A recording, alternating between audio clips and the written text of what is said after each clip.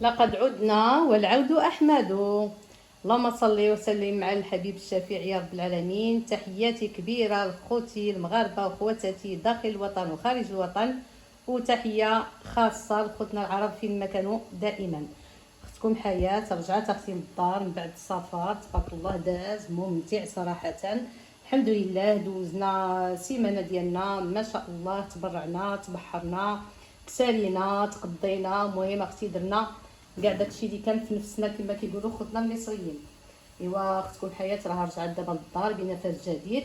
الانسان ملي كيخرج لشي بلاصه واخا تمشي اختي غير ضيفه عند شي واحد، كتبدل عليك الجو، كتبدلي المنظر وكترجعي بواحد الطاقه جديده وفيها النشاط، فيها الحيويه عفوا، فيها كل شيء.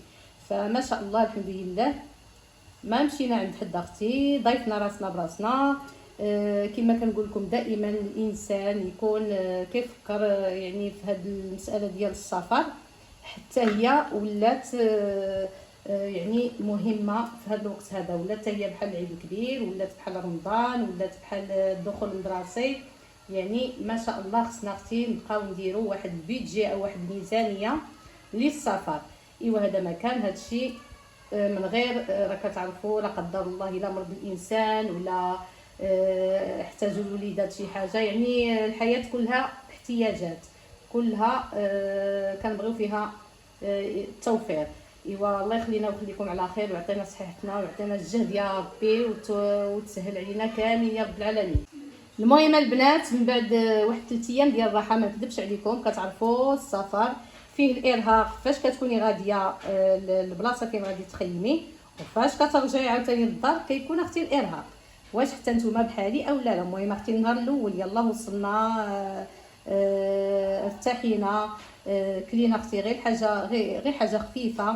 المهم نعسنا مزيان الحمد لله. النهار الثاني كذلك كان مازال شويه ديال الدوخه، شويه ديال لافاتيك، شويه ديال العيا، خاصنا نعسو. المهم دوشنا ارتاحينا. من بعد اختي ما نكذبش عليكم هذا النهار الثالث استرجعت القوه ديالي العقليه والنفسيه، والله العظيم الا واحد التماره دازت عليا ما نقولكمش. هي بالصراحه تمتعنا وتبحرنا ودرنا كل شيء، ولكن اختي راه الارهاق وسيرتو لافام المراه راه لا اله الا الله محمد رسول الله ما نعاود لكمش.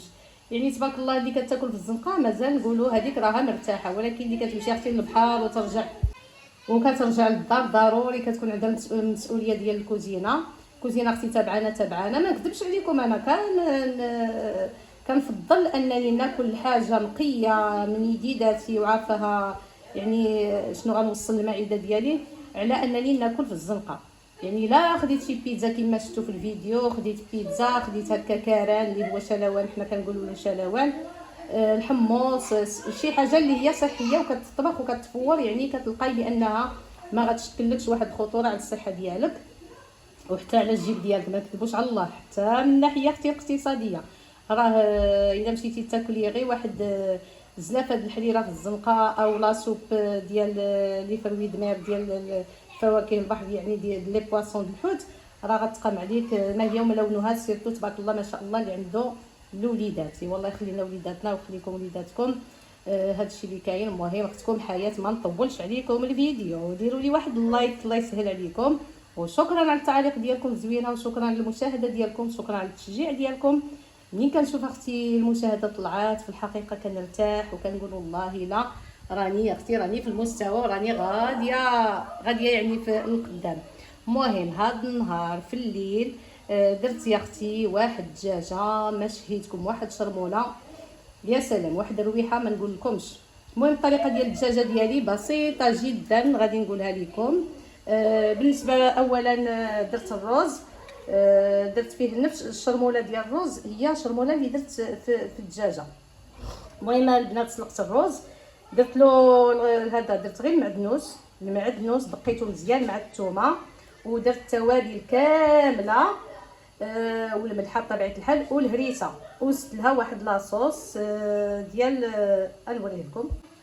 ودرت البنات هاد لاصوص هذا درتو حتى هو مع الرز، هذا غير زدتو اجتهاد مني، ولكن اختي عطى واحد لوغو خطير جدا جدا، مع حبه ديال كنور ديال الدجاج بطبيعه الحال، زويته بلديه مع هذا الرز.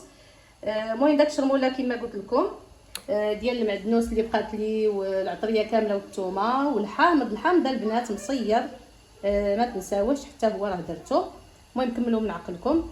ودرت التحميره، ودرت كما قلت لكم الخرقوم، السكينجبير، الهريسه، شويه ديال الابزار.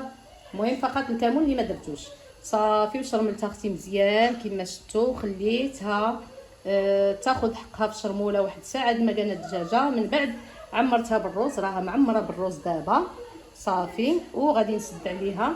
ها نتوما هذا الرز تبارك الله راه شاط حتى هو حتى المهم سمحوا لي وليداتي راهم كيهضروا، ايوا صدعوني اش غندير لهم. نتوما اختي صبروا قبلوا على وليداتي، هادشي اللي كاين. المهم درت الزيتون كيعطيها حتى هو واحد. المهم الدجاجه خصها تكون محمضه يا بالزيتون يا بالحامض المصير، هذا ما كان. فاش غتوجد غادي نوريها لكم ان شاء الله. نقدر نحمرها في الفران ديال الضو، نقدر نخليها غير هكا مفوره ومعمره، والله يجعل البركه. يلا بقاو مع الفيديو حتى الاخير ان شاء الله، وبارطاجيو. ودابا يا البنات كما كتشوفوا الدجاجه راه وجدات ما شاء الله، راه قريبه تحمر. ولكن الدراري بالسلامه زربوني بغاو يتعشاو جاهم الجوع، فصافي غادي نكتفي بها غير بحال هذاك الجهد. يعني ما محمراش بزاف، ولكن ما شاء الله راه الرز جا مقرمل والدجاجه جات معتبره.